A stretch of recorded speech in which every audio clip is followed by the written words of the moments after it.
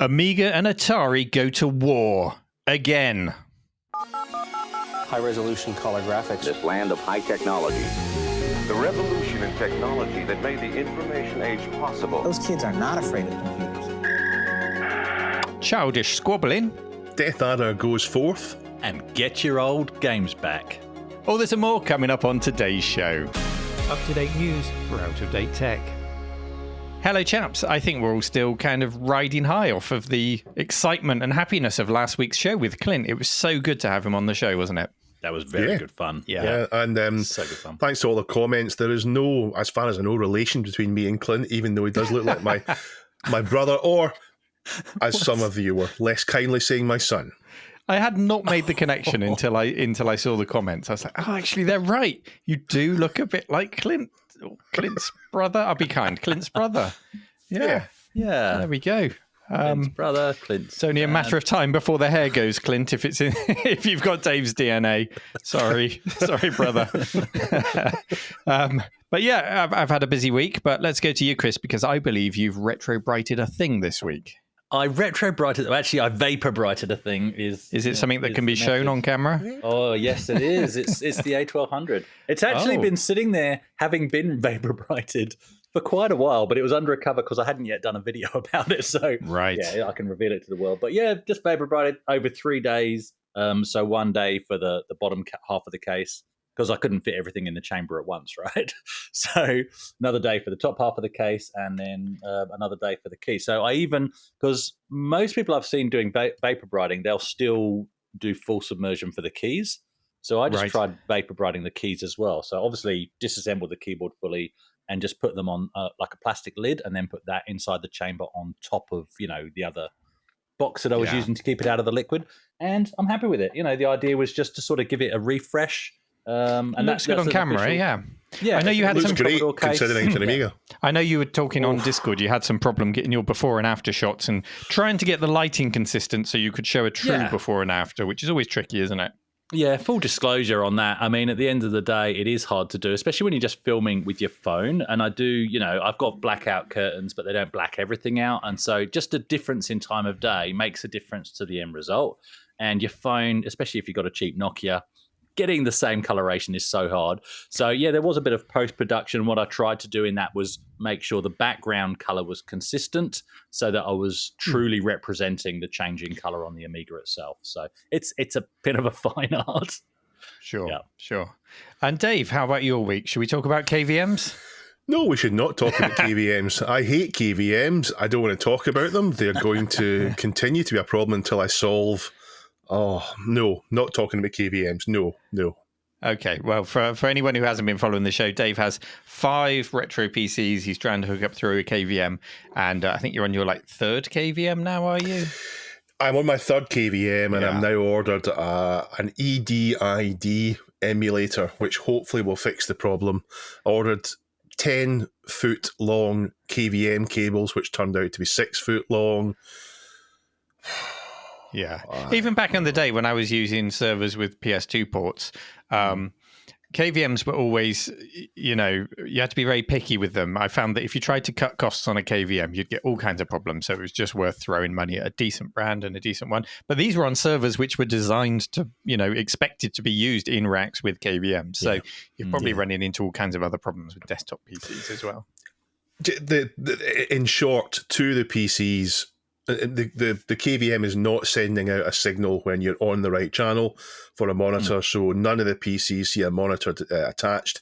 2 of them default to a monochrome monitor, which doesn't suit, and one of them, the behavior for that, if it doesn't see a monitor, is, well, let's shut this port off.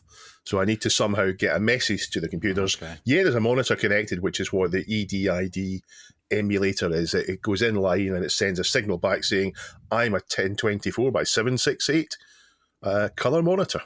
Okay. Right.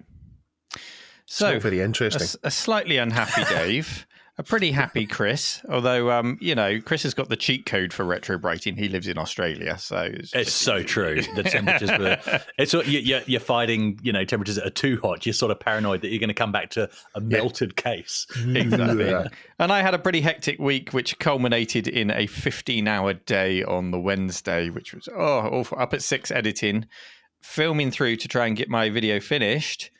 And then, as people saw me crying on Discord about, I managed to lose the memory card after a day of filming. Performed a fingertip search of the cave. Didn't find it. Did it again the next morning. Didn't find it. The memory card is nowhere to be seen. So we're putting that down to Janet, the ghost of the mill. Maybe, I don't know what's It's going to show up. The memory card will at some point appear, and it's going to appear somewhere obvious as well. And you'll be angry at yourself for that. You'll be angry for losing it, angry for wasting time not finding it, and then angry when you do find it. Well, I've got this half-term talk for kids on Wednesday, so I think one of the challenges, one of the interactive pieces of the day is going to be hunt the memory card. Put them to work. Anyway, let's crack on with the show. Dave, let's have some Into the Wonderful housekeeping. Into the wonderful. Into the wonderful. Someone submitted a story about as a follow-up to what Clint and I were talking about last week, which was actually what's been submitted. It's a bits and bolts video where he has taken a 4 megabyte Voodoo 1 card and upgraded one of the two banks of memory from 2 megabytes to 4 megabytes, which in turn in some games improves performance by up to 15%. It's a nice little video. It's part 1. Part 2 is not yet out, where I presume he's going to upgrade the other bank of memory to take the Voodoo up from 4 megabytes, the Voodoo 1 from 4 megabytes to 8 megabytes. So it's a nice little story there. But we didn't pick it because we've had Voodoo a few times recently. The top submission last week was a picture of someone's recently acquired BBC Micro. That's twice that's happened now. Someone's bought a BBC and been so delighted with it, they put it to the subreddit, and people have been also happy with it. Again, this one has not had the ROM patch bashed out. Maybe my impression on that is wrong. That's quite a nice thing. Should we be encouraging our community to just kind of share their and celebrate their successes and their finds? Yeah.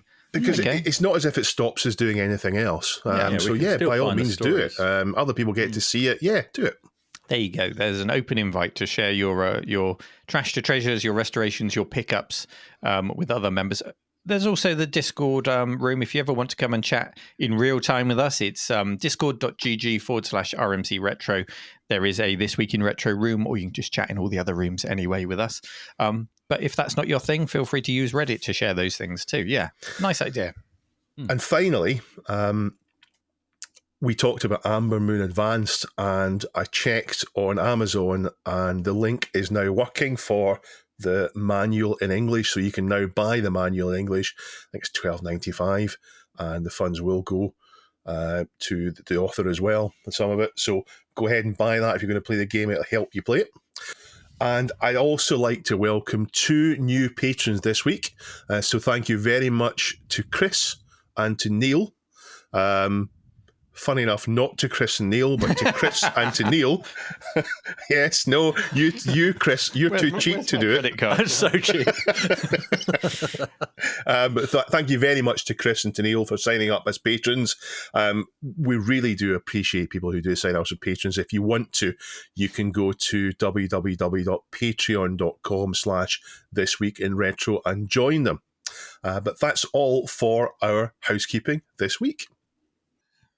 Okay, into our first story, and I'm not sure if this is a can of worms I want to be opening, but let's give it a go. Okay, brace yourselves, everyone. I'd like to thank Salem for submitting this story to our subreddit, reddit.com/r/thisweekinretro, if you want to participate. Oh, Dave, I know it's your favourite topic. You're loosening up there, limbering up, ready for a fight. Sometimes it is, sometimes it isn't. Okay, well, it's the so-called Atari ST Amiga War. Now, I'm hoping at this point that Duncan will deepfake Dave on the screen in the commando scene where Arnie is applying his camo to his face, ready to go into battle.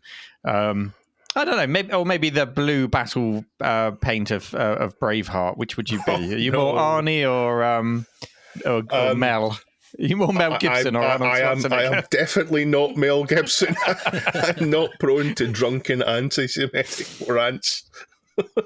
Well, there you go. I mean, there's probably parallels to be drawn there between the Atari ST and the Amiga, Mel Gibson and Arnold Schwarzenegger. But let's move on.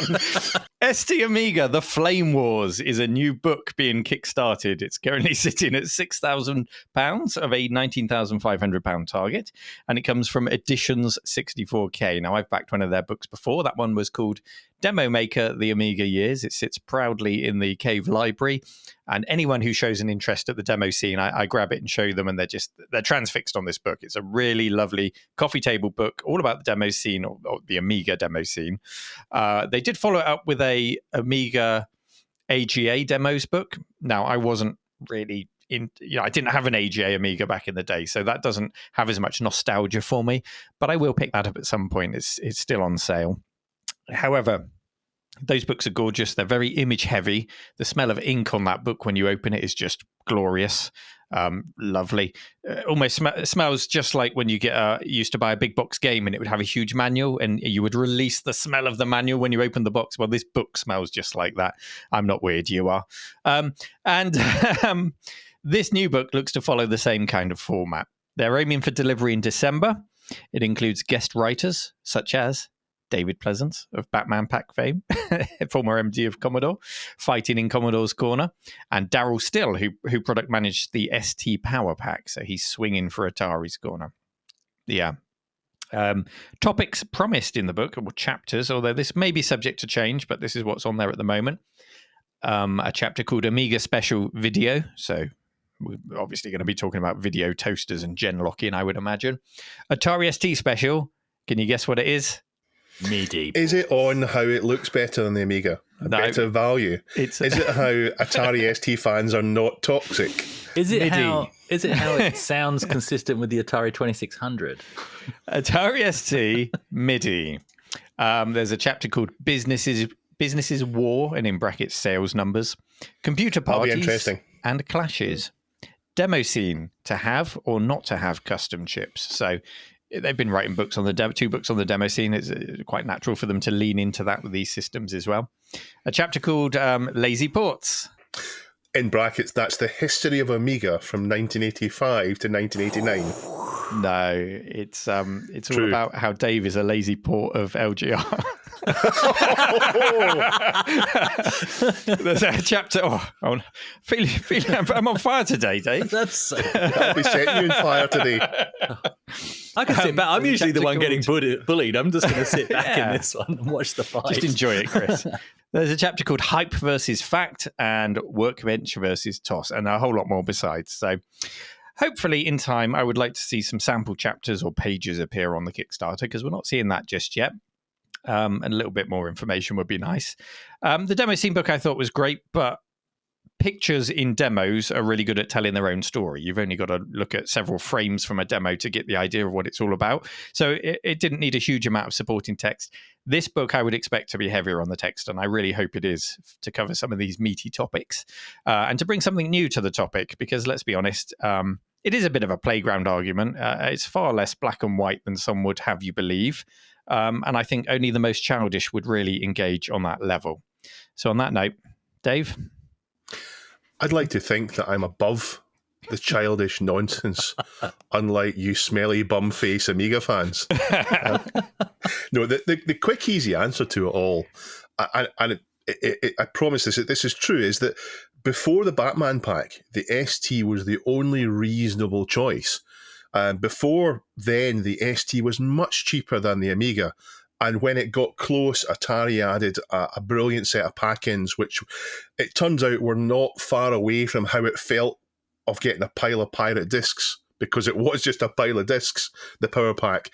So between maybe 1987, when it became possible to afford to buy an Atari ST, and kind of Christmas 1989, I think, when the Batman pack came out, I think between then the ST was a sensible choice, and beyond then the Amiga kind of caught up in price. Commodore finally got their act together.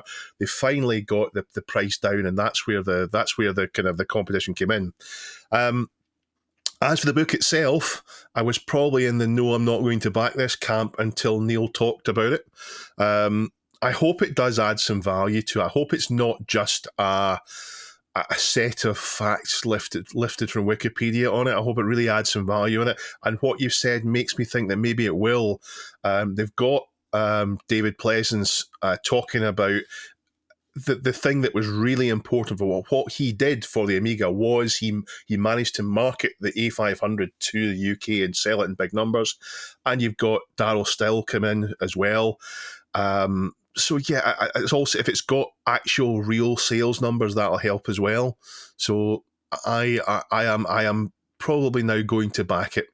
Oh, nice. Okay. Well, you talked about the packs there, Batman pack or the Power pack. I think as wonderful as the Batman pack was, I think it gets overhyped a little bit. There was another pack called the Flight of Fantasy pack. Sorry, Chris. You might agree with me on this, Chris, because instead, so the Batman pack had New Zealand Story, F-18 Interceptor, Deluxe Paint 2, Batman the Movie. Okay. Batman the Movie was the big one on the front. The other two kind of were subtitles next to it.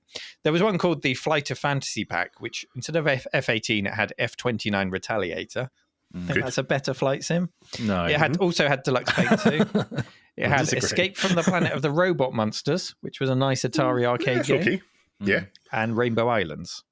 So overall, I think that is a more complete pack of games across multiple genres.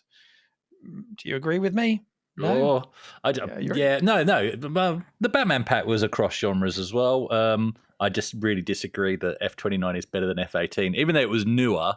It was a maybe a more enjoyable game, but I wouldn't call it a better flight sim. I'm sure you agree on that. It really is. The engine really is a questionable flight sim. It's much smoother. Can we say at least that neither was a bad choice? If you got those, you'd be happy with them. Yeah, it's true. It's true. But all of this pales in comparison compared to the Power Pack. I had 20 games. I'll rattle through them quickly. Of course, these computers are not all about the packings. We've just gone down this cul-de-sac for a moment. R-Type, Gauntlet 2, Super Hang-On, Space Harrier, Overlander, Super Huey, Starglider, Eliminator, Nebulous, Pac-Mania, Predator in the UK, Winter Olympiad in Germany, Bombjack, Bomboozle, Xenon, Double Dragon, Black Lamp, Outrun, Star Goose, and Star Ray. I mean, there's certainly quantity there, and there is some quality in there, but not all of them, Dave. No, it's not. Not every one's a great game, but there's a wide range of arcade style games. A few Nebulous is a nice change of pace from that. The only thing missing from it really is a strategy game and an RPG. If they added a strategy game and an RPG, you could have got the ST with a power pack and bought nothing else forever. I guess, maybe if they had added Carrier Command, Bard's Tale, or if they could somehow have done it, have added Dungeon Master to it, then that would have been it. Nobody would have had to release any games. Yeah, I guess you've got the pseudo arcade RPG and Gauntlet 2, but it ain't an RPG. So Chris, this book is sitting at the Kickstarter at £36 for a physical copy. There are higher tiers if you want some of the extras that are in there. Would you back it at that price? Maybe, but you do know how cheap I am. But I'm tempted. The more you've talked about it in the intro to this segment. Do you know what? I've just thought of something. Go on. I think that one of the drivers behind people deciding if they back it or not is going to be, is it going to make the Amiga win? Is it going to make the ST win? I'm only backing it if my side wins. I would assume, well, especially by the sound of how they've put this book together, they've clearly done a very balanced approach. So I think both fandoms are going to come out happy. I think it's going to sing the praises of both. What, from the company that's just done 2 books on the Amiga demo scene? You think, true. True. I don't know. I was giving them the benefit of the doubt. Maximize your audience and the number of people that are going to buy it. That's how I'd do it if I was, doing it for the money. But anyway, but yeah, so maybe. But in terms of the packs, I mean, Batman pack. Don't forget. You also had, on the Amiga side, you had things like the 10-star games pack and the Astra pack. Who could forget Thundercats? Yes. The 10-star games games pack. Got the whole 10-star games pack here. None of them work, mind you. I've got them. There's a racing game based on truck driving, isn't List there? of games? What games are in it? That must I don't know the 10-star game pack. This is you've got Amigas, you've got The Art of Chess, Barbarian, Buggy Boy, Akari Warriors, Insanity Fight, Mercenary, Pteropods, Thundercats, and Whizball. You've got the Astra Whizball pack, which may be... and Mercenary. Yeah. The rest can get in the bin. Mercenary, no. Insanity Fight is a ridiculously hard vertical scrolling shoot 'em up. Ikari Warriors is okay. Buggy Boy is a nice port. Barbarian's a classic. Flipping heck. You got to have a chess game when you first get a powerful computer because you just have to. Amigas is good. You've just upgraded from your 8-bit computer to your 16-bit computer. Well, what do you want to play chess? That is true. Yeah, no, you do want to play chess, but you want it to be battle chess, not this. But if money's thin. But on that. So when I bought my original Batman pack, we actually got the Batman pack and the 10-star games pack games thrown in, and a Quick Shot 2 and a dust cover, very important, all value add, and that was £350. So £50 shy of the recommended retail price. So I do agree. The Atari ST was a lot more tempting for a lot of households because money was tight back then for most of us. And one of my best mates, that's the very reason he ended up with an ST before he then moved over to Amiga, was simply because the Amiga was too expensive. But the bargains were out there if you knew where to look. So yeah, it was good. But yeah. Do we really need a book to tell us that the Amiga's better? I mean, we already know that. So maybe this book is actually aimed at ST owners who don't yet know what we know. Oh, ouch. I'm furiously trying to find this pack that had truck racing in. Maybe a listener can help me because there was another pack that were in those dual cassette style boxes for the Amiga.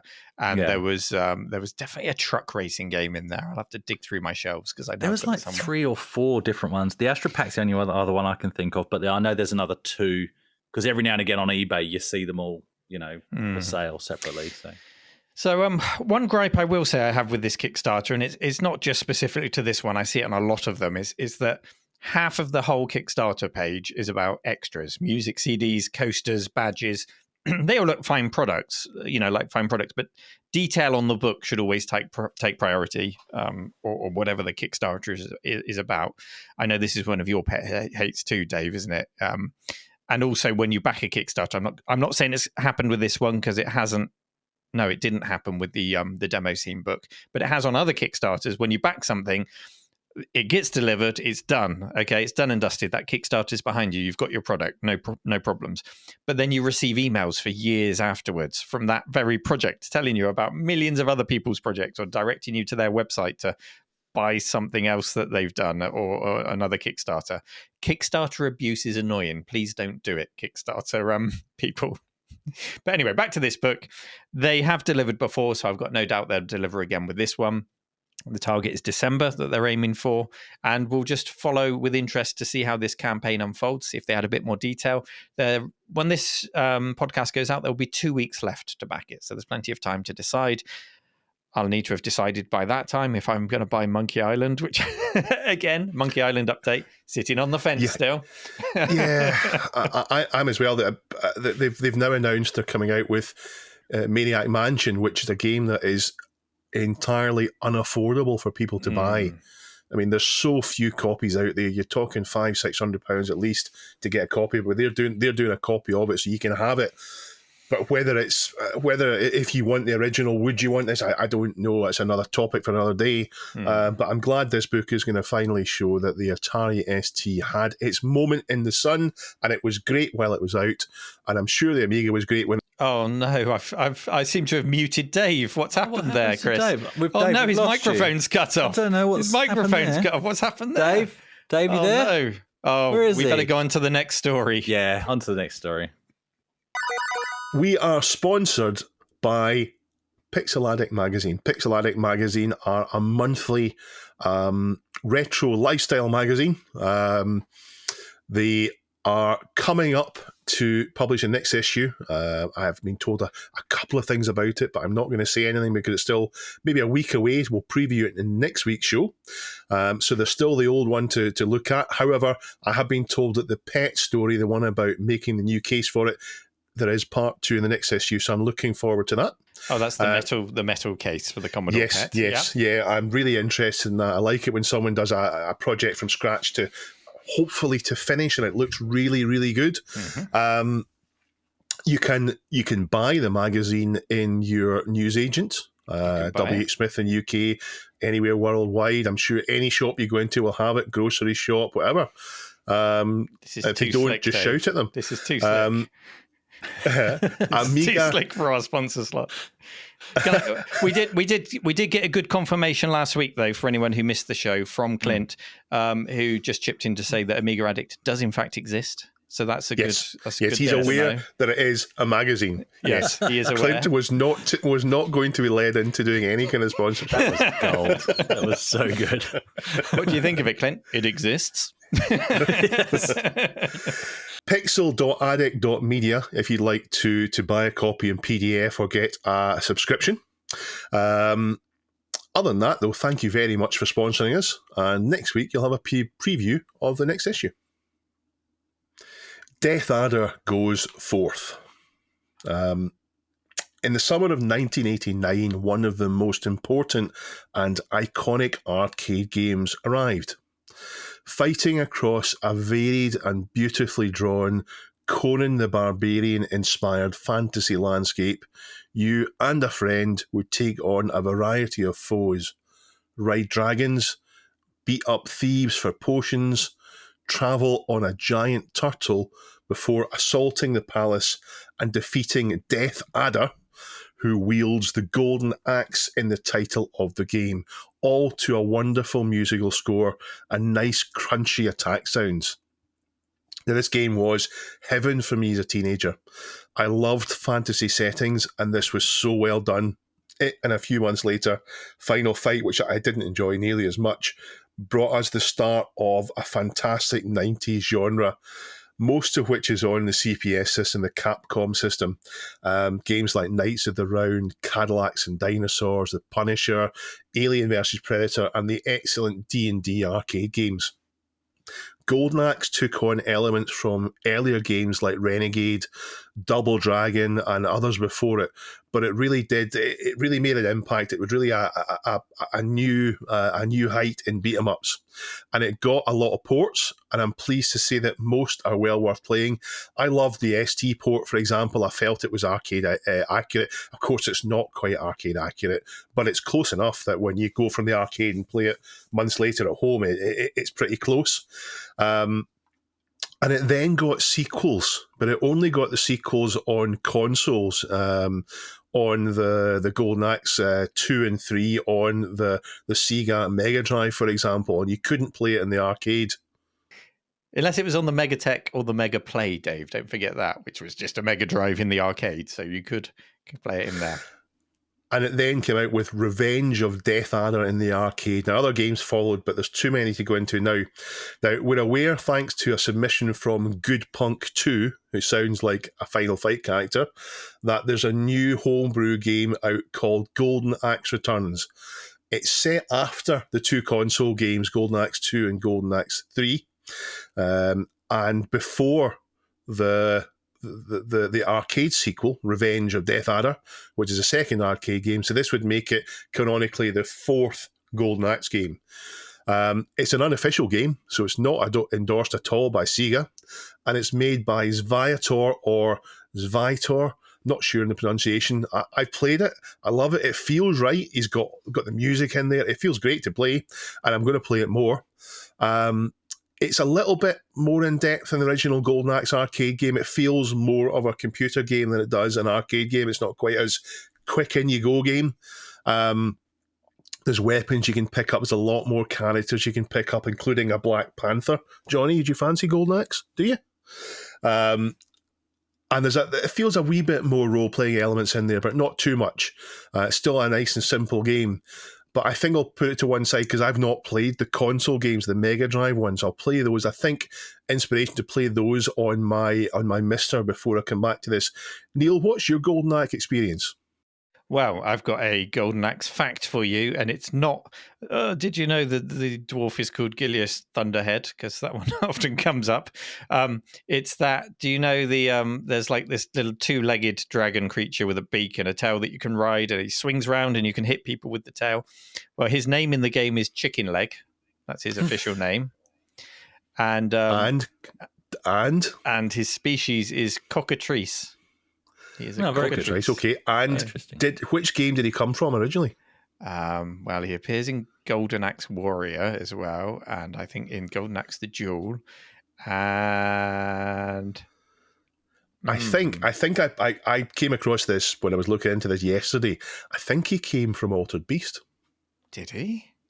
I think so. Hmm. I wonder if I've made that up. I wonder if that's something I've dreamt. Right, you tap on your keyboard and see if you can find that out. My memories of Golden Axe. I'm pretty sure the first time that I saw it, it was on a Mega Drive, not on the arcade. And that means I got to enjoy a really special experience that we don't really get these days, which is I experienced seeing the game, playing it, enjoying it at home or at a friend's house in this case, and then going to the arcade and seeing the same game effectively on steroids. Chunkier graphics, more mind-blowing sound, a bigger screen, proper arcade controls. And that was just such an awesome thing to experience. Other examples I can think of were like Road Blasters. I played on my Amstrad CPC and then saw the sit-down cockpit version. I think it was an open cockpit with Road Blaster and a yoke, Dave, to drive and shoot your car down the highway.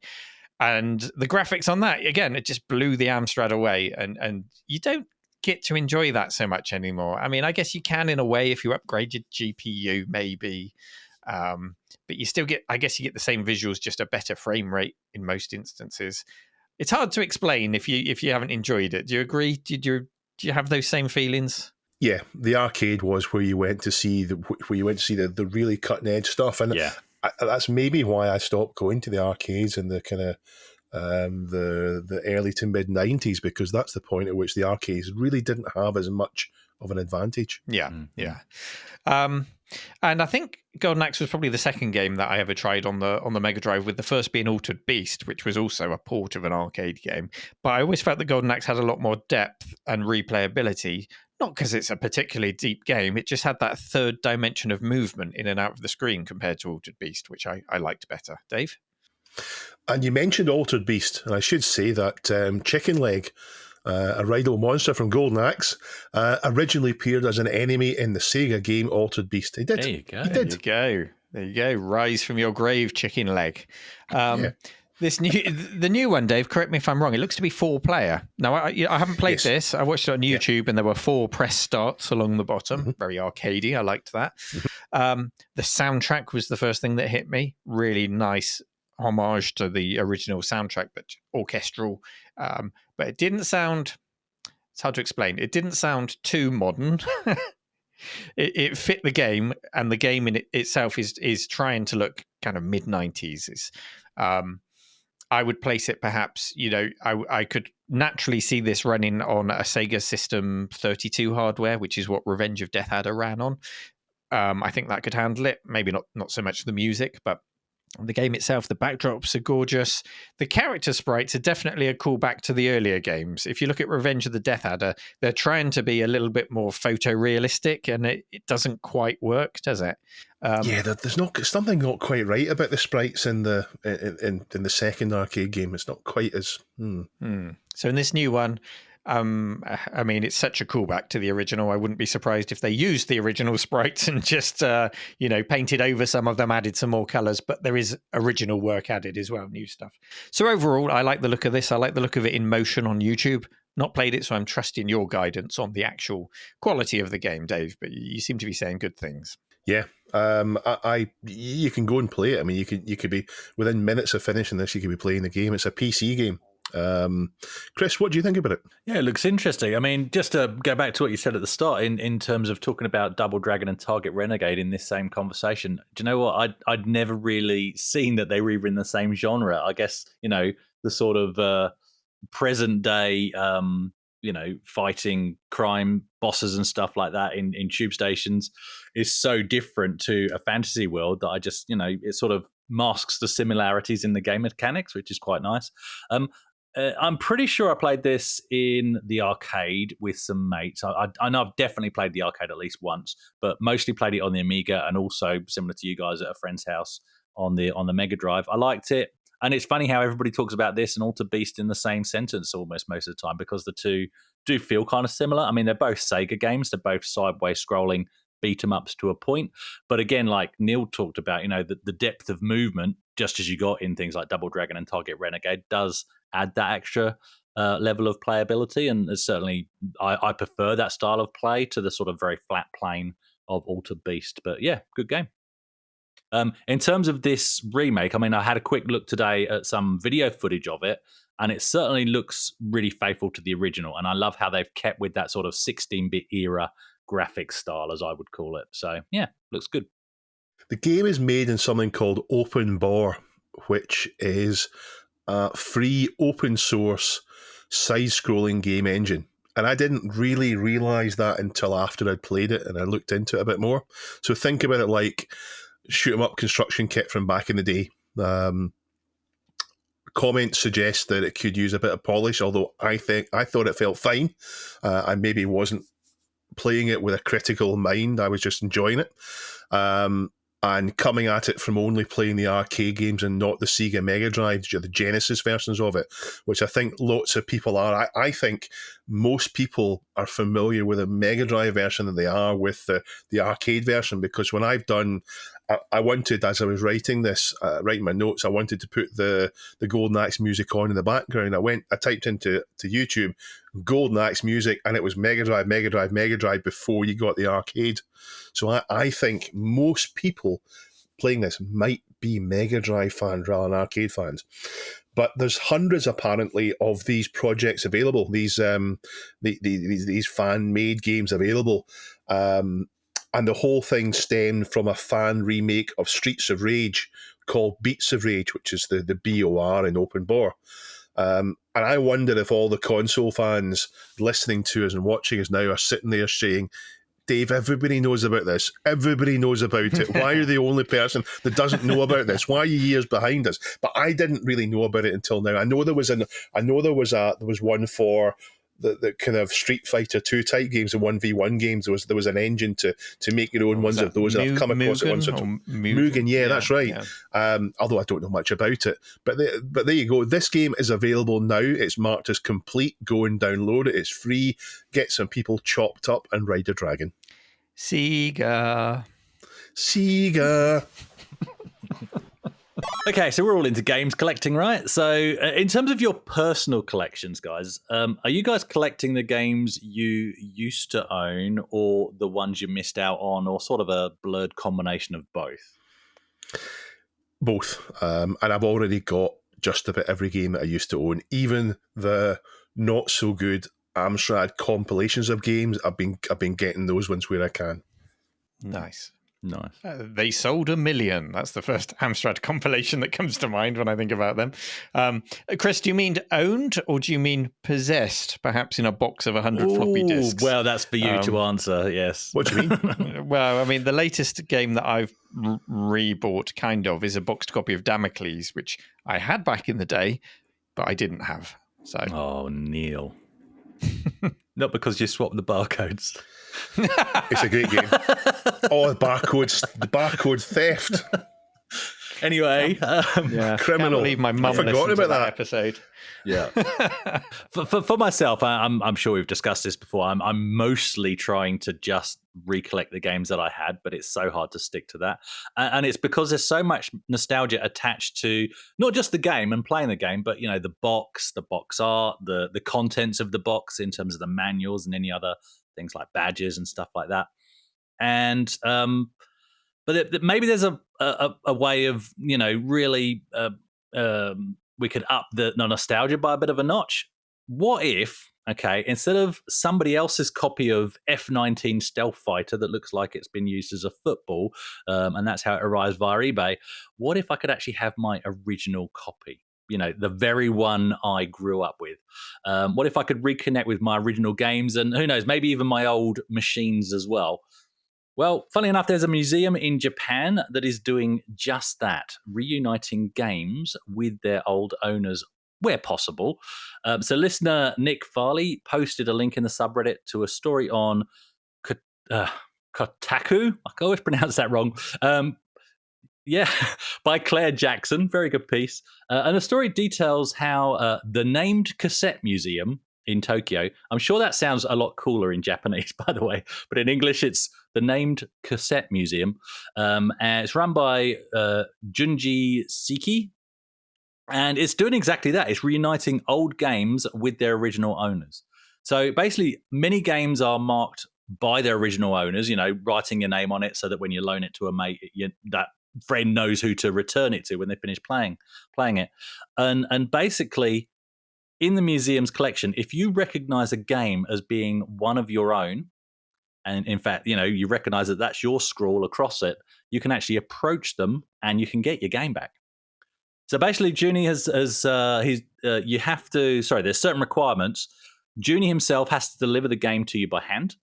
You must buy it back for a price, but you actually choose the price.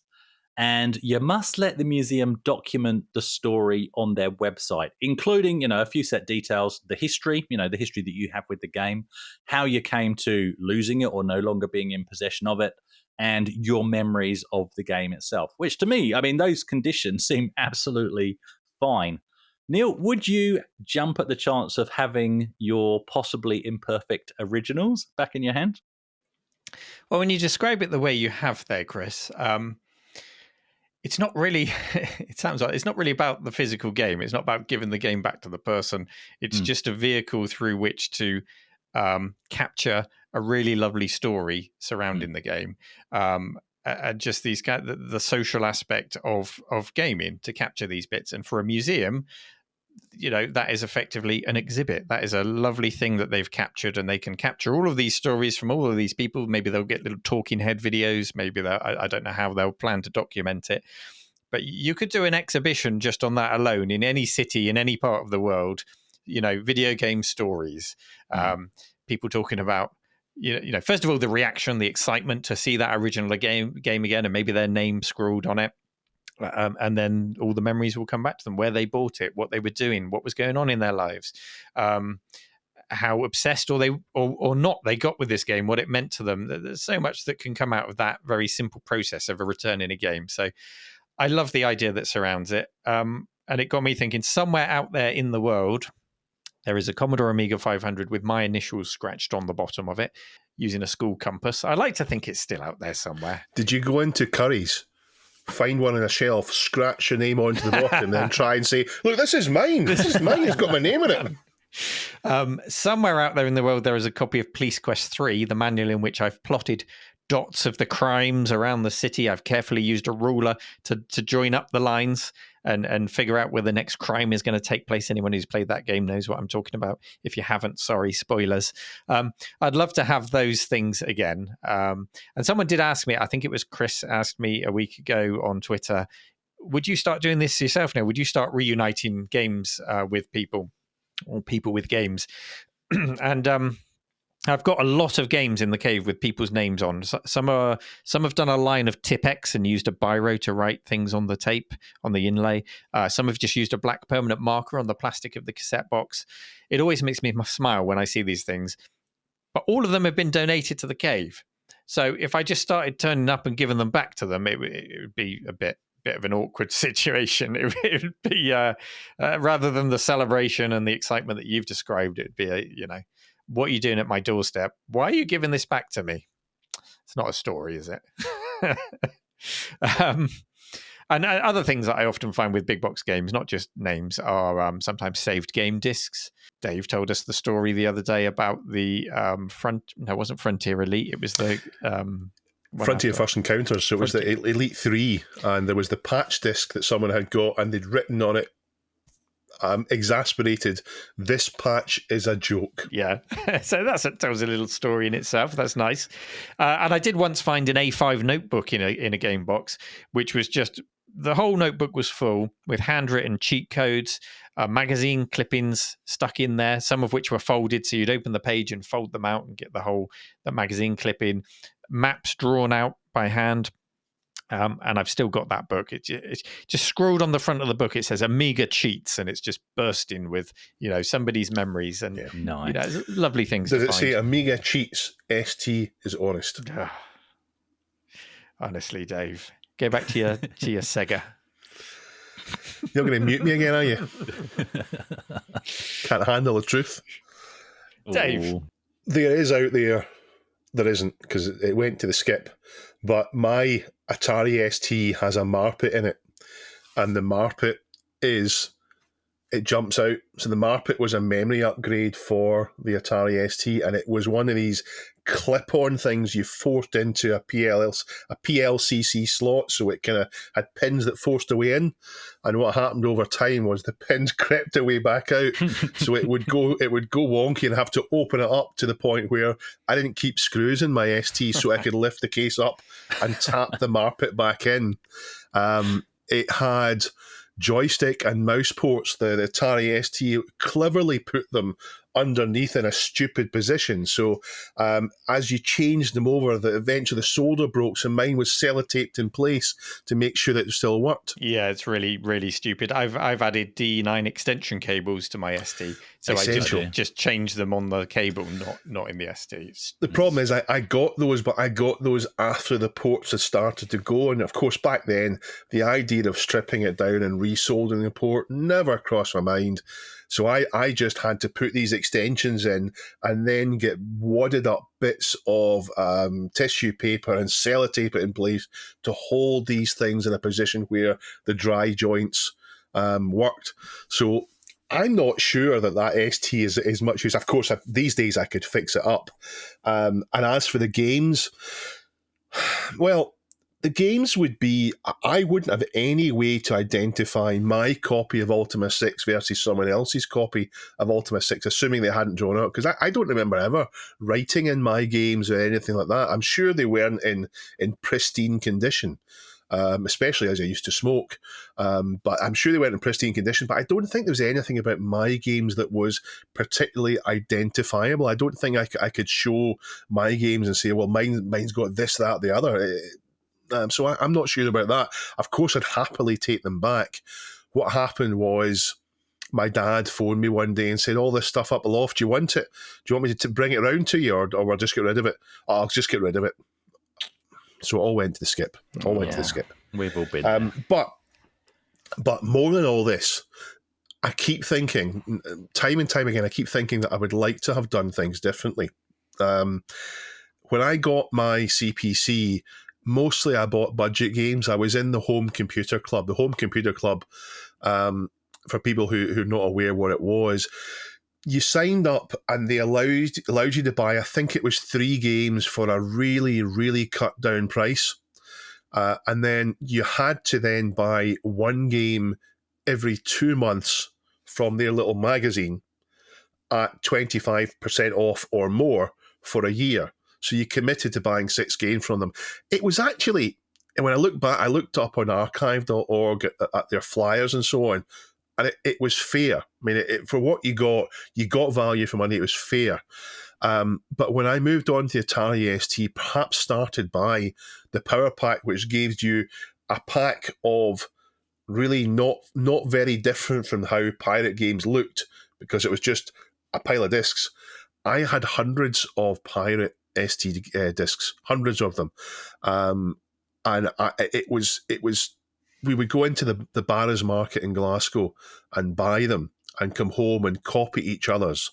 We would go to other people we kind of vaguely knew and copy each other's discs, and I would end up with shoe boxes and disc boxes full of pirate games, and I'd put a disc in, and if the game didn't catch me right away, I would activate the trainers, cheat my way through the game to see what was there, and that would be me in that game forever.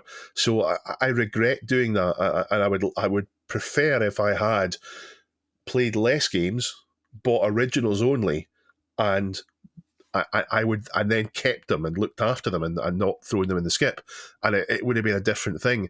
Particularly as the ST life went on, I moved more towards adventure, strategy, and role-playing games. I played less games as time went on and just looked at things like Turrican 2 briefly and cheated my way through. So it'd be nice if that was slightly different there for me. But it is what it is. And magazines were probably partly to blame for their biased reviews. Just all your ST talk there, it just reminded me of a friend who used to have exactly the same problem as you with his D9 ports, the mouse, the joystick, bad solder joints from just the stress on it. And he used to put oven chips in there to just force it down. And that was really nice for him because he actually had custom chips in his ST. Yeah, I knew you were going somewhere like that with a terrible joke like that. If you're ashamed of yourself. I want to back you up on that one, Neil, but anyway, Cut that if you want, Duncan. No, leave it. Don't cut it. Don't cut it. Leave it in so that people can understand what it is like. It's the only way. Neil on a daily basis with these terrible jokes. It's the only way he'll learn. Sam and Matt. Shame me. Oh dear. Anyway, yeah. I actually had mostly legit games. I was in the Home Computer Club as well, Dave. Got roped into that, and it wasn't too bad. But as a result of that, I had mostly original games, some pirates. But when you were having to save your paper round money to get a game, you did then invest more of yourself into that game and make more of it. Yeah. You know, you had to enjoy it. Literally, you had to find a way of enjoying it. I really wish I'd stayed in the Home Computer Club for the CPC and then started again with the Atari ST and got a game every couple of months that way and not pirated. And if I had known which game, as I said though, the problem is that back in the day, you had no real way of knowing what a good game was. That's true. Unless your mates told you it was a good game or the magazines did. And magazine demos were good, cover discs, but the magazine reviews, the people have talked about it in retro circles now about how some of the magazine reviews were obviously, they hadn't played the game. They reviewed it based on screenshots, or there was some kind of advertising hand in hand, better give us a good review, we'll stop paying for adverts thing going on there. Maybe. So if you had gone by adverts, you could have spent all that pocket money on the one game you can afford every 2 months and got an absolute stinker. Yeah, it's true. It's true. In terms of getting your original games back, I mean, most of my games were very well kept, or at least that's how I remember it. You know, that might actually be a blurred memory. Perhaps they're actually full of pencil drawings and, you know, different logos, and maybe they had notes saying things like "I love Rebecca" or Nina or Lynn or whoever it would have been that week. But you know, so maybe they weren't actually that pristine. But if somebody contacted me and said, "Chris, I think maybe I've got your original Amiga collection," I think I'd be interested in that. But at the same time, I really enjoy collecting high quality replacements that look almost brand new now.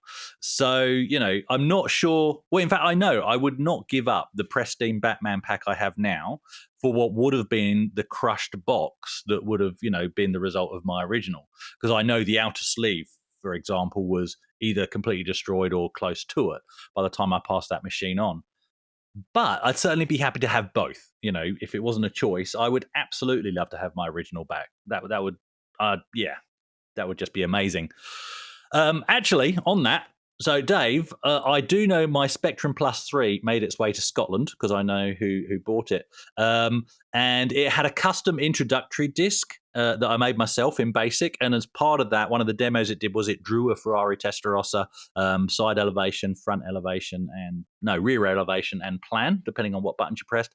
Had a drawing package that you could play. You could use the keyboard as a piano. That was one of the other modes I did. I wrote all this myself in BASIC. So all I'm suggesting, Dave, is I know Scotland is a very small place. It should be at Rob's house. I assume you know Rob.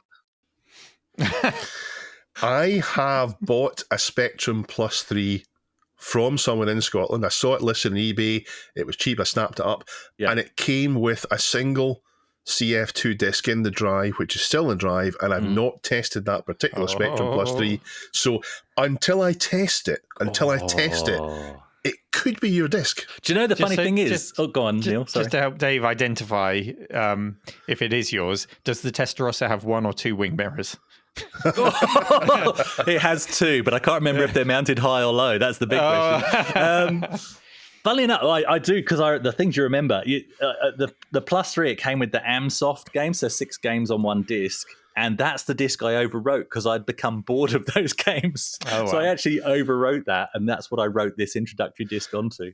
I've seen that disc, and it's not good games that Amsoft gave you. Yeah, I've got another. And it was late. Now. It was relatively late in the Spectrum's life that the Amstrad Plus 3 came out for the Spectrum. So there was so many good games in the Spectrum. So much of a depth of software. So many different types of really super creative games for the Spectrum, and instead they came out with guff. Yeah, I had the Chartbusters disc in there as well when I originally bought it, so that's got some good games on it. But, joking aside about Dave hunting for my original Spectrum Plus 3, because there's only 4 people in Scotland, Junji came up with this concept for the museum as part of his own collecting, and he realised that some people actually don't like to buy games where somebody else has scribbled their name on them. But what he saw was the value and the opportunity. Those scribbles offer a chance of something else that nobody else is really doing, the chance of the game returning to its original owner. So do check out Claire's story via the links in the show notes. And there's also a link to a translated interview with Junji to get even more information on this very cool concept. I actually hope we see more of this in similar services in other parts of the world. Okay, time now for our question of the week. Now, last week's question of the week was another simple one. It was who would you like to see appear on This Week in Retro? So that was off the back of having LGR on, who, everyone who comes on the show it has been a great guest so far, and we value all of their opinions. I don't think we've had a guest so far with quite such a high subscriber base as Clint. He's up in the upper echelons of the YouTube retro world. It doesn't make his opinion any more valuable than any others. But that's not why we booked him. We booked him because we knew he watches the show and we thought it'd be interesting, a nice guy to come on and talk to. So it wasn't just we weren't being cynical about it, if that helps. No, and the very fact that we had him on then got people talking on Discord about, if you can get Clint on, then perhaps you can get so-and-so on and so-and-so on. So we also note that he was on CNN this week. Oh, yes. Through some wild story. I mean, his home security system was being controlled by someone else. Wild.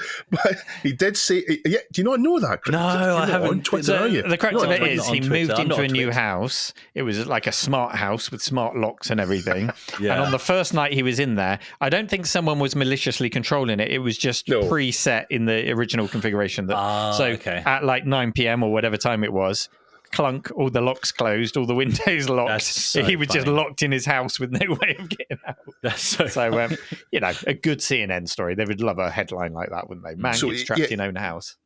So he was on CNN with that headline, and then he did tweet that it was more exciting being on. He was looking forward more to being on This Week in Retro. So thank you very much, Clint. Yeah, lovely. Even if he didn't really mean it. So your responses to that question, who would you like on the show? I will go first. It's our good friend Richard Shears at the top, and he says it's going to be hard to top Clint. Dave already beat me in mentioning Shelby from Tech Tangents, so I'll +1 that request. Another suggestion, he says, would have been that not really... Oh, sorry, I was just reading ahead and he's taking the mickey. Another suggestion would have been that not really Aussie guy, Agama 005, which of course is Chris. But we would have to worry that he hadn't played any games. Oh, Rich, I thought you were a friend. There you go. Get out. Rich also suggests the lovely Kim Justice would be awesome. Yeah, totally agree with that. Would love to get Kim on the show. So stick her on the list, Dave. I know. Is it you, Dave, that reaches out to our guests? It's you that manages that site. Yes, it is. I book all our guests. And it just so happens that I have already booked Shelby from Tech Tangents. Yay. He will be, I can exclusively reveal, Sky Sports style, that he will be coming on the podcast in the coming weeks. Unbelievable, Jeff. I don't know, Jeff. Dave, I don't know. Do you want to do the next one, Dave? Next one, me. And this is from Tech Made Easy UK. He says, me, but seriously, I'm binging Goldfish on games at the moment on YouTube. That's a good What about him? His passion for the Amiga is certainly high? Oh, no. Oh, no. Sounds like a good guy to get on. Yeah, search for Amiga YouTube videos and Goldfish always comes up. So, very dedicated to the cause. And Tech Made Easy, I know he's, taking the mickey out of himself, but why not? Why not? Very engaging over on Twitter and making YouTube videos as well. So all opinions are most welcome. Shall I add him to the list? Add him to the list. Yeah. Chris, you've got the next one. Yep. So this is by Z-Lees. Snorkers. He would be amazing. You would get costume changes, his big book of facts, and he's just the nicest person you've ever met. A completely lovable lunatic, as rose-tinted Dave calls him. Make this happen. from Lee. More fun making it. That's who that username is. He's a nice guy as well. I love watching his stuff. Snorkers is What Ho Snorkers. Yeah, it comes across as a lovely guy. Add him to the list, and also Rose Tinted Spectrum. I think you've already got on the list. Oh, booked. So look forward to having him on as well. Oh, the guest list is pretty full. He's good at this, is Dave. Bursting at the seams. Yeah. So there's lots more answers besides. Feel free to have a look through them on our subreddit, reddit.com/r/thisweekinretro. Wow, the list is huge. So have a good old read through there. Some of them, we've got YouTubers suggested. We've got old game devs suggested as well. People like Jeff Minter, John Carnack, Bill Gates. Someone has suggested. Good luck with that, Dave. He does watch us. It's a tricky one. I'm sure he does. It's a tricky one because when you get into those names, I want to hear their stories a little bit more than just their opinions on the topics. I feel like they're more sort of what I would do in a retro tea breaks. I'm not. If you guys want them on, that's fine. But when we've got a YouTuber on, I really don't want to start the whole thing and just have an interview with him and say, so tell us about being on YouTube. There's so much of that going about. What we want to hear is the things I hope that people got that last week. Clint talked in a different way than he normally talks. He got an opportunity to say his opinion on things, which he doesn't always. It's not how his normal videos work. So it's something different. So when we get a YouTuber, that's ideal. But when we get an industry person who's got a story to tell, I think we'd want their stories. That's where your tea break would be more suitable, Neil. Yeah, tea break, and obviously our friends at the Retro Hour as well. That's their. That's what they do as well. That's their 40. So, we're all friends. So our apologies to you, Bill Gates. I know you want to be on the show, but it's a no from us. So we're sorry. I'll put him on the. If someone cancels, I'll let Bill Gates on. Bill Gates. Okay. But you're on standby, Bill. He has equal chance of coming on here as we do of having Steve Jobs on. Okay, sure. Just as likely. Our question of the week this week then is it's another simple one. It's going to shut down the internet. It's going to get our subreddit banned. War! It's war. The question is, which is better, Amiga or Atari ST, and why? Why is it the Atari ST? Yes. I can hear petrol being poured onto our subreddit. The Amiga folk will be on there downvoting the Atari ST ones. We wouldn't stoop that low. Fanboys. If you're not, the horrible people, Amiga fans, horrible people. Some of them. What was it you said, Chris, before we started recording about this? If you're not being, that's a whole hour ago. I go, if you're not banned, you're not trying hard enough. If you're not banned from the subreddit, you're not trying hard enough. Right. Well, we'll leave you to Stick it. the boot in. Do it. Good luck, everyone. Thank you for taking the time to watch and listen, and take care. Bye-bye. See you next week. Bye. Bye.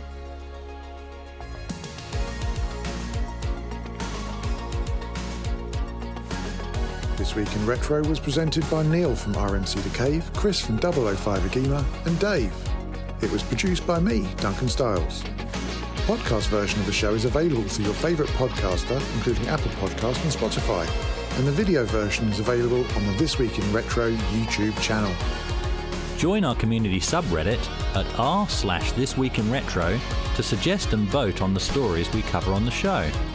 If you watch This Week in Retro on YouTube, please give us a like and subscribe to help us reach new viewers. If you enjoy our show and would like to support it, then please check out the link to our Patreon page in the show notes or description. Thank you for listening, and we'll see you next time for more up-to-date news for out-of-date tech.